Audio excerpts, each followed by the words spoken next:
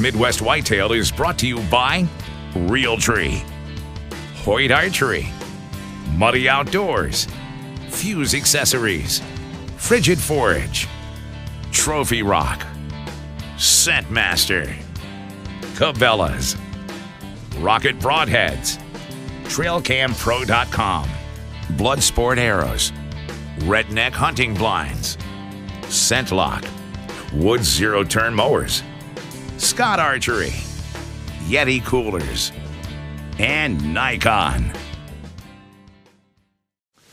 Welcome to Midwest Whitetail. Today's episode is the hunt that took place on the 27th of November, the day before Thanksgiving, and it was a classic post-rut feeding pattern hunt. It was a cooler day. The conditions were perfect for buck movement. It's a lot like today. Today's the 7th of December, and Drew and I are going back for the opening of the shotgun season. He's got a tag. We're going back to the same exact spot where I shot this buck. So it's been 10 days since we've been back in there. We're going to show you a little bit of that action by the end of the episode, and then we'll close it up. But hopefully you can enjoy my hunt from the 27th of November.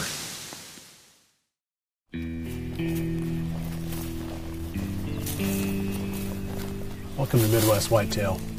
Today's the 27th of November. I'm heading back to a redneck blind that I've got back along the line of cedar trees in front of me here.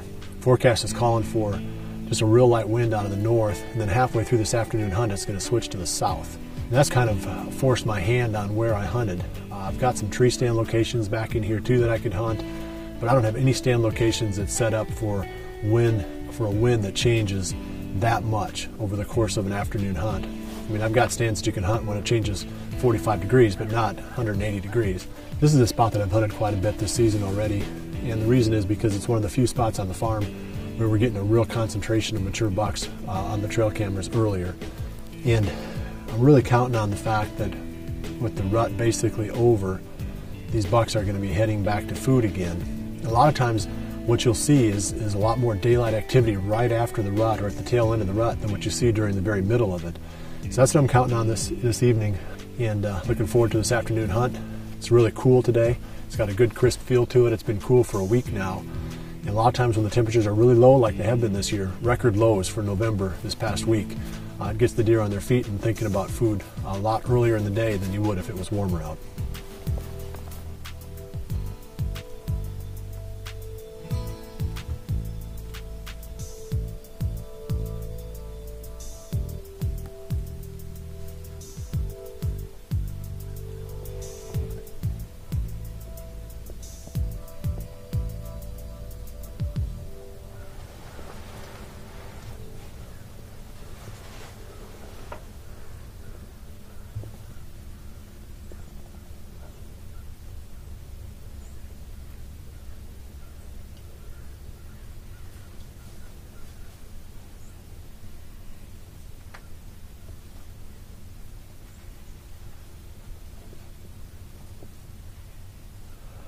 Boy, it gives me the willies to pass up a doe at close range.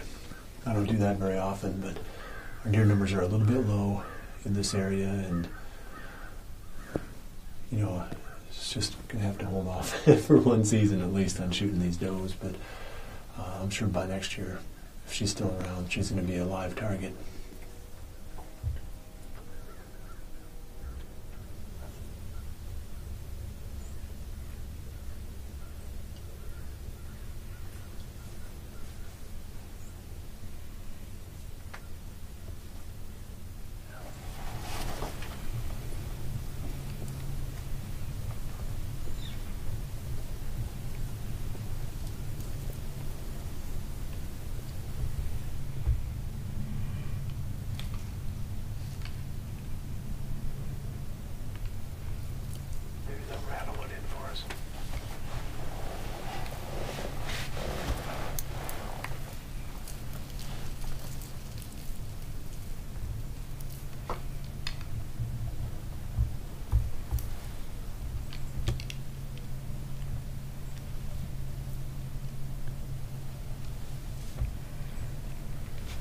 Seen pretty good activity so far this evening.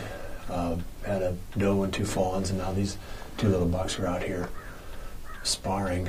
I'd kind of hoped at first when they started ticking their antlers together that they were going to call in another buck, but might be too far past that phase of the rut when the bucks are responding to that, because definitely nothing's come in, and they've been out there clanking around for about 15 minutes now.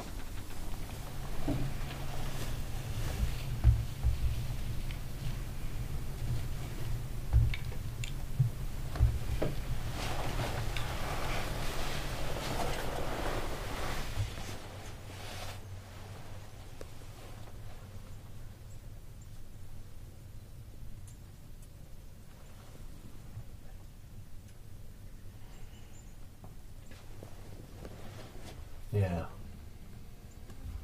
Now we're talking. He's definitely a shooter.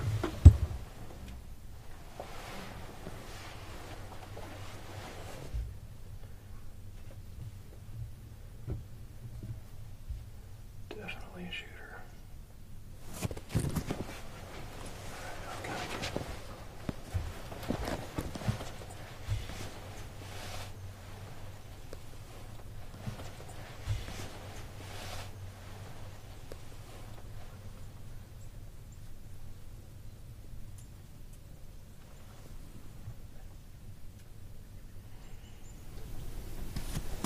It's one of those bucks that was showing up on camera earlier in the year. He's a good one. He's a definite shooter. He's old. It's about 95 yards all the way across this field. So he's got a long ways to come yet.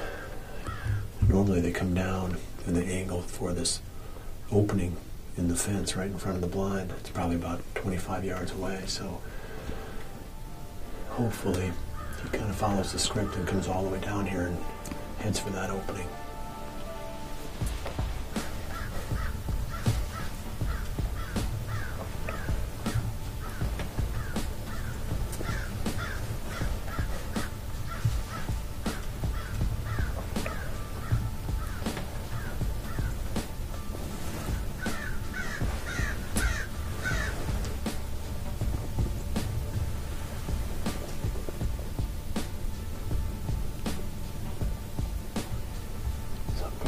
It looks like.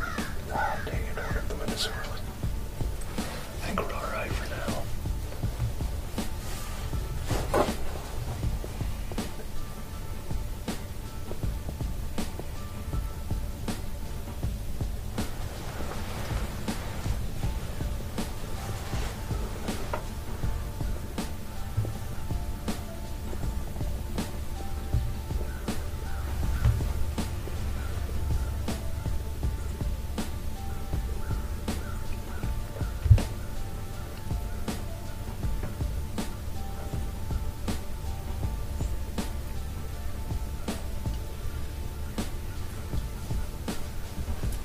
He's still feeding, but at least he's moving in this direction now. That little buck was chasing a doe around on the other end of the field, and he hardly even lifted his head up, so I don't think he's going to get distracted by any does. Looks like he's pretty much given up on the rut, and he's really focused on this food. If he stays on the course that he's on, it's not going to be too much longer, and he's going to be right down here 25 yards away.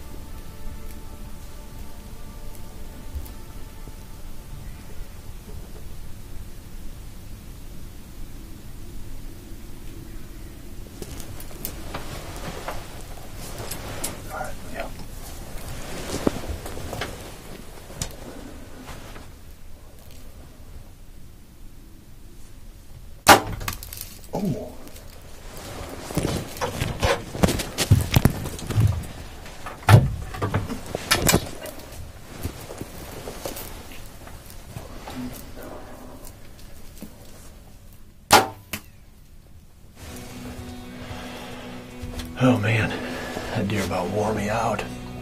I'm still shivering from the combination of the cold and the excitement of that deer coming all the way across that field. Man, about rubbed my nerves raw. I hate it when they do that because the tension just builds.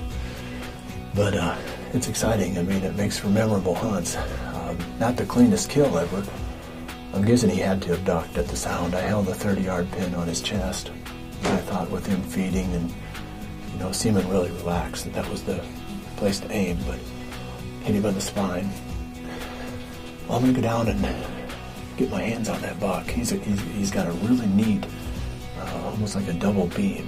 It'd be his left side there with that brow tine, almost its own little beam going up the back there. Pretty exciting. I'm going to go ahead and go down and take a closer look at him.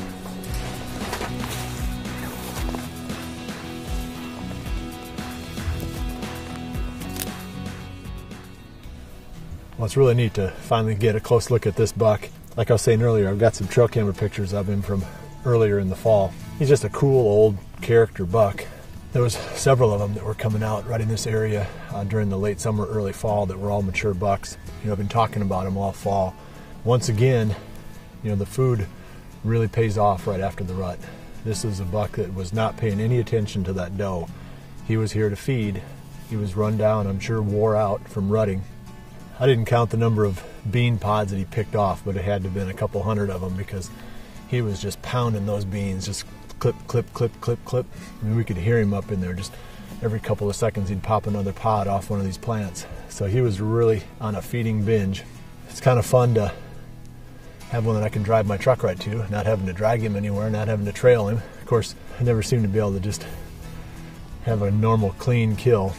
He had to have dropped at the sound because I had my 30-yard pin right on his chest, and so it was kind of shocking when he was all of a sudden on the ground with a spine hit. I talked a little bit back at the truck about the thought process of coming into this spot this evening, and the wind was just a little bit, well, the forecast for the wind was that it was going to be switching from northwest, clear around, to coming out of the south, and I don't have any tree stand locations that I can hunt that allow me that much flexibility in wind direction.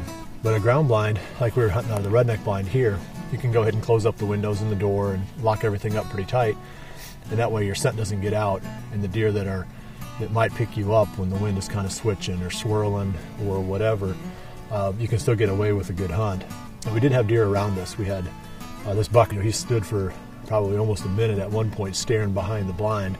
Well, there was another deer behind us on the other side going past, and you know, had we been in a tree stand, we might have gotten busted right there by that deer behind us. So there's certain situations where, even if you love hunting out of tree stands, these blinds are a definite asset.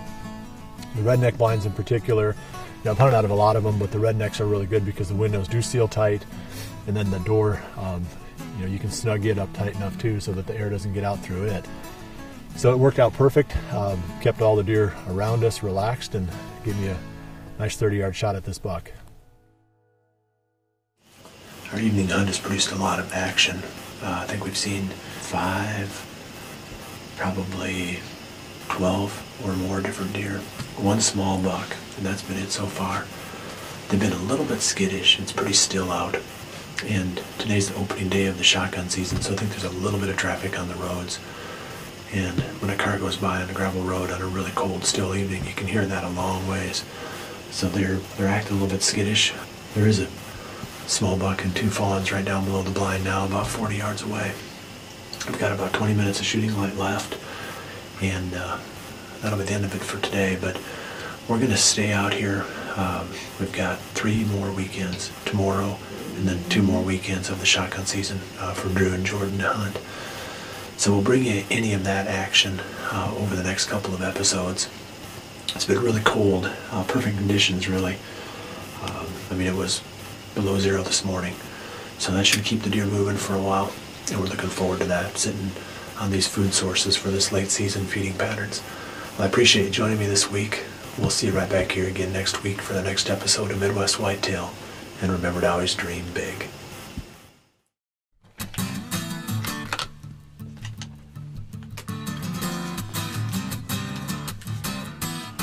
Smoked sausage right at the top. It's coming. Actually, it's getting around. I'm just scaring the camera.